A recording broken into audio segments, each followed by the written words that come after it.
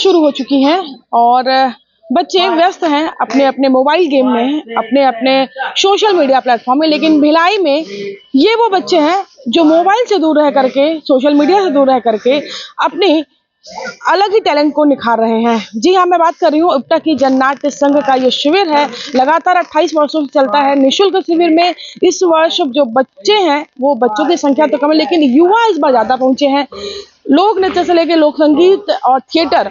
जी हाँ, इप्टा की अगर मैं बात करूं तो इप्टा वो संस्था है जिसमें शशि कपूर, पृथ्वीराज कपूर से लेकर के राकेश बेदी, ओमपुरी और तमाम वो बड़े आर्टिस्ट जिन्होंने फिल्मी दुनिया में अपना नाम कमाया है, वो इप्टा की ही देन है और इप्टा से जुड़े हुए हैं। और आज इप्टा भिलाई का ये 28वां शिविर है, बाल नाट्य शिविर है ये। और यहाँ पर आप देख सकते हैं कि ये पंथी की प्रैक्टिस चल रही है। ये बच्चे जो युवा पीढ़ी है, अब वो अपने छत्तीसगढ़ की संस्कृति को भी जानेंगे, पहचानेंगे। और पहला इनके कई ऐसे बच्चे हैं जो पहली बार आए हैं, कई ऐसे बच्चे हैं जो यहाँ पर लगातार आते हैं। और ट्रेनर की अगर मैं बात करूं तो ये वो ट्रेनर है जो कभी यहाँ पर स्टूडेंट हुआ करते थे और ये तीसरी पीढ़ी है जो इप्टा में यहाँ पर प्रशिक्षण दे रही है। तो ये दिखाते हैं आज की इप्टा में इस बार क्या खास है। मैं बात करी थी इप्टा की यहाँ पर दूसरी से तीसरी पीढ़ी की, और ये वो युवा हैं जो इप्टा भिलाई की बागडोर संभाल चुके हैं। मेरे साथ चारू हैं, रोहित हैं और हर्ष है और रोहित। अच्छा, तो यहाँ पर ये सारों क्या क्या सिखा रहा है ये हम इनसे जुड़ते हैं, लेकिन इनके पहले इनके बचपन की यादों से भी जुड़ते हैं कि चारू बचपन में एक स्टूडेंट से लेकर के अब पूरा शिविर संचालन का कैसा एक्सपीरियंस है, कितने साल हो गए इप्टा से जुड़े हुए? इप्टा से तो वैसे मैं पैदाइशी जुड़ा हुआ हूँ क्योंकि पापा है यहाँ पर। और हाँ, 28 साल से शिविर चल रहा है, तो 28 साल से मेरा कंटिन्यू यहाँ पर, एक भी साल मैंने ब्रेक नहीं किया है। शुरू के 10-12 साल तक ऐसा था कि हम शिविरार्थी थे और उसके बाद से धीरे धीरे हमने ट्रेनिंग लेना चालू किया एज ए प्रशिक्षक कैसे बनना है, और करते करते आज वहाँ तक पहुँचे कि आज पूरे शिविर को मैनेज कर पा रहे हैं। कोशिश कर रहे हैं जितना हमने अपने बड़ों से सीखा है उसको करने की। और बाकी तो हम कितना सक्सेस होते हैं ये तो आपको 25 और 26 को पता चलेगा। जन आंदोलन को लेकर के इप्टा शुरू हुआ था और अपनी बात समाज तक पहुंचाने की शुरुआत इप्टा के थिएटर से हुई थी। तो आज यहाँ पर कई ऐसे ज्वलंत मुद्दे होंगे जिन्हें आप अपने थिएटर पर उठाते होंगे, क्योंकि आजकल थिएटर तक लोग नहीं पहुंच पाते हैं। तो किस तरीके से अपनी बातों को लोगों तक, सोशल मीडिया है, अब इस प्लेटफॉर्म पे भी आप लोगों को आना होता है, तो किस तरीके से अपनी बात तक पहुंचा रहे हो? कौन से ऐसे ज्वलंत मुद्दे जो इस साल आपने शामिल किया है इसमें? देखिए, अभी कंटिन्यू चुनावों का माहौल चलता है और हमने देखा है कि चुनाव मतलब डेफिनेट सी बात है कि वो धर्मगत राजनीति होती है। तो और दूसरी चीज ये है कि अंधविश्वास, लोग अंधविश्वास पे कितना ज्यादा। तो अभी जो हमारे इस बार के 2 ड्रामे हैं वो दोनों इन्हीं 2 टॉपिक्स पर हैं, एक अंधविश्वास पर है और एक धर्म को हमने थोड़ा सिंबॉलिक रिप्रेजेंट किया है कि किस तरीके से लोग धर्म के नाम पे लड़ाते हैं लोगों को। तो देखिए, बिल्कुल समाज को आईना दिखाता है थिएटर, और ये 2 नए हमारे कलाकार हैं जो इस बार ड्रामा को यहाँ पर रिप्रेजेंट कर रहे हैं। किस तरीके से आप लोगों ने मिलकर ड्रामा तैयार किया है? हम लोग के ड्रामा का मेन टॉपिक ये है कि आज के टाइम में भगवान को हम लोग कैसे बांट दिए। हम लोग जैसा भगवान को मानते हो सकता है वैसे ना हो सकता है वो उनका वेशभूषा और बोलचाल का तरीका सब चीज़ अलग हो।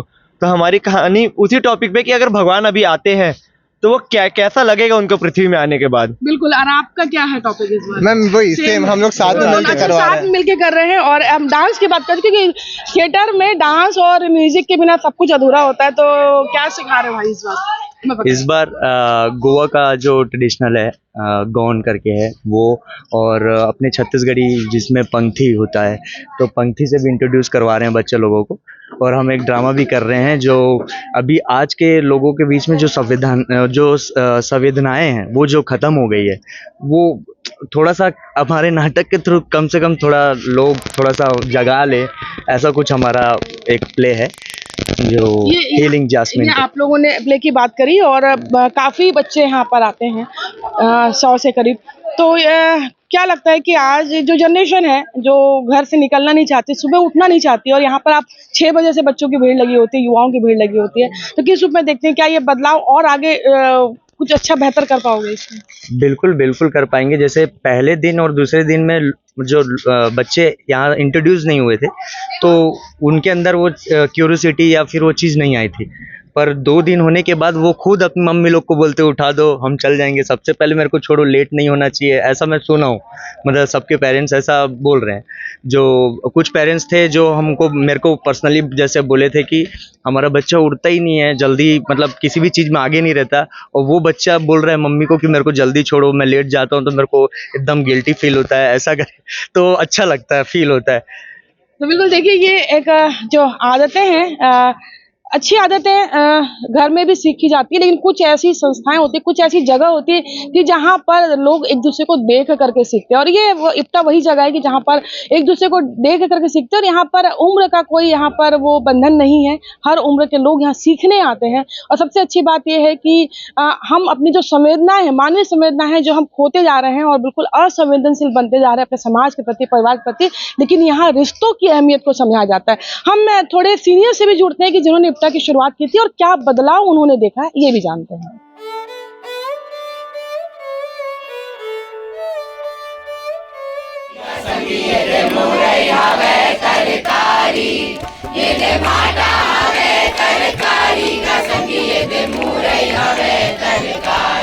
और हम जुड़ रहे हैं इप्टा के भिलाई के सबसे पुराने, यहाँ पर जो इप्टा को जिन्होंने यहाँ पर स्टैब्लिश किया है, राजेश श्रीवास्तव जी हैं, मनीमा मुखर्जी जी हैं, सुचिता जी हैं। तो भैया, यहाँ पे इप्टा को ये 28वां शिविर है, लेकिन इप्टा को तो बहुत साल हो गए और समाज को आईने दिखाने का काम देश भर में इप्टा करता रहा है। बहुत बॉलीवुड के अभिनेता भी जुड़े हुए हैं, बड़े बड़े नाम इसमें शामिल होते हैं। आखिर इप्टा में ऐसा क्या है जो बच्चों के या युवाओं के जीवन को बदल देता है? दरअसल इप्टा का उद्देश्य ही था समाज में समानता स्थापित हो, भाईचारा रहे, कोई छूत अछूत ना हो, बड़ा छोटा ना हो। इसी उद्देश्य को लेकर आज़ादी की लड़ाई के लिए इप्टा की स्थापना हुई थी। तब से लेकर आज तक इप्टा अपने उद्देश्य में लगातार काम कर रही है। भिलाई में 1982 से इप्टा की यूनिट काम कर रही है और 1998 से हम लोगों ने बच्चों का एक शिविर चालू किया था। तब से लेकर आज तक हमारी पूरी कोशिश रहती है कि अंधविश्वास के खिलाफ, छुआछूत के खिलाफ, और खेल खेल में हम लोग बच्चों को लगातार नाटक सिखाएं, गाना सिखाएं, डांस सिखाएं, कुछ थिएटर गेम्स कराते हैं जिसमें वो आपस में भाईचारा बना रहे उन लोग के पास। तो बिल्कुल देखिए, ये भाईचारे की बात है। दादा, यहाँ पे आपने इतने सालों से बच्चों को देखा है, क्या इम्प्रूवमेंट देखते हैं जब बच्चे कंटिन्यू इप्टा से जुड़े होते हैं? उनकी जो निजी जिंदगी में वो कितना बदलाव ला पाते हैं? ये बहुत सुखद है हम लोग के लिए देखना कि लगातार हमारा इतने सालों से जो प्रयास है वो लगातार सफल होता जाता है। और हम देखते हैं जो बच्चे ठीक से खड़े होना, बोलना या बहुत चीज़ों में हकलाना, शर्माना, वो सारा धीरे धीरे ख़त्म होता है। किसी के सामने अपनी बात वो ठीक से रख पाते हैं, ये हम लोग देख रहे हैं।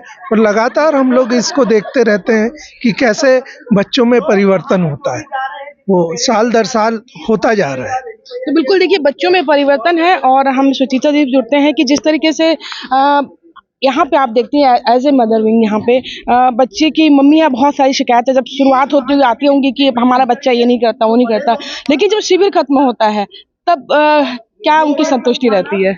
शिविर खत्म होने के बाद मम्मी की सबसे बड़ी संतुष्टि ये रहती कि मेरा बच्चा सुबह उठना सीख गया है, और सुबह उठ के वो केवल वीडियो गेम लेकर या मोबाइल लेकर नहीं है, वो गाने गुनगुना रहा है, वो डायलॉग कर रहा है, कहीं कहीं थिएटर गेम जो यहाँ से सीख के जाता है वो अपने परिवार के साथ कर रहा है। ये बहुत बड़ा परिवर्तन है, और ये छोटे से बच्चे से लेकर बड़े तक, बड़े वाले तो धीरे धीरे बड़े बच्चे जो हैं वो जुड़ ही जा रहे हैं, ड्रामे में जुड़ते हैं, वो अपने लाइफ में बहुत सारी चीजों में ड्रामे को और ये शिविर को अच्छा पाते हैं। जो जॉब में है, आज बहुत सारे बच्चे जॉब में है, वहां से फोन करते हैं कि शिविर का जो एक इम्पैक्ट हमारी लाइफ में पड़ा है, हम उसको लेकर बहुत खुश हैं। हम अपने काम में भी जब बहुत थक जाते हैं तो हम इसका यूज करते हैं, जो हम यहाँ से सीख के जाते हैं। जो गाना है, तो जिंदा है तो जिंदगी के जीत पर यकीन कर, अगर कहीं है स्वर्ग तो उतार ला जमीन पर। तो इस प्रकार के गाने उनको प्रेरित करते हैं, उनको आगे बढ़ाते हैं। साथ ही साथ उन्होंने छत्तीसगढ़ के गाने सीखे, छत्तीसगढ़ी गाने से नहीं सीखे।